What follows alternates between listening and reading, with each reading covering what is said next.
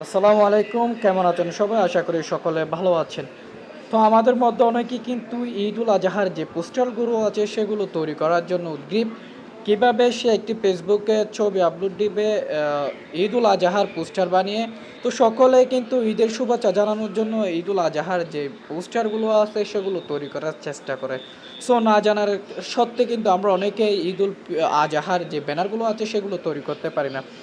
তো আজকের এই সিম্পল ভিডিওতে আপনাদের দেখিয়ে দেবো কীভাবে আপনারা একদম সিম্পল খুব অল্প সময়ের মধ্যে একটি ঈদের ব্যানার তৈরি করে নিতে পারেন, অর্থাৎ একটি ঈদের পোস্টার তৈরি করে নিতে পারেন। তো সরাসরি আমরা যেহেতু একটি অ্যাপ্লিকেশনের মাধ্যমে তৈরি করবো, আমরা সরাসরি চলে যাব গুগল প্লে স্টোরে চলে আসার পর এখানে দেখতে পাচ্ছেন সার্চ বক্স, এখানে লিখবেন ফ্রেম প্রো। এই দেখেন আমি লিখতেছি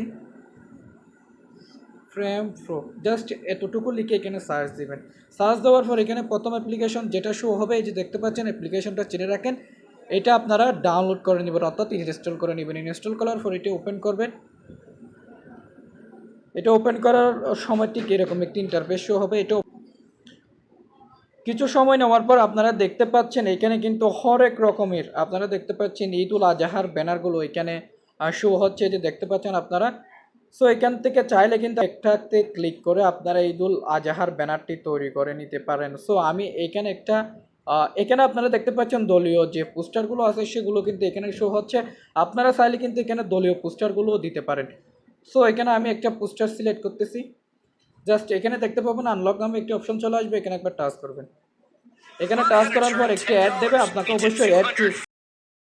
সো এখান থেকে আপনারা ক্রস চিহ্নে দিয়ে দিবেন। ক্রসে টাচ করার পর এই যে ক্রসে টাচ করলাম।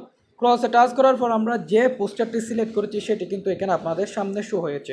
সো এখান থেকে দেখতে পাচ্ছেন গ্যালারি নামে একটি অপশন, এখানে টাচ করবেন। গ্যালারিতে টাচ করে আপনার গ্যালারি থেকে কাঙ্ক্ষিত ছবিটি সিলেক্ট করে দিবেন। ছবিটি সিলেক্ট করার পর এখানে দেখতে পাচ্ছেন crop or don't crop. So আপনার এটা যদি ক্রপ করতে চান এখানে ক্রপে দিবেন, আর যদি ক্রপ করার দরকার ডোন্ট ক্রপে দিয়ে দিবেন।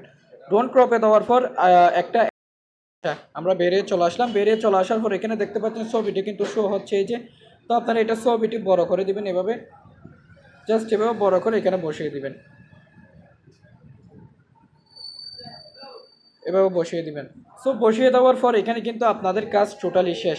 আপনাদের কাজ শেষ। এখানে জাস্ট আপনি উপরে দেখতে পাচ্ছেন ডান পাশে কর্নারে সেভ নামে একটি অপশন আছে, এখানে একবার টাচ করে দিবেন।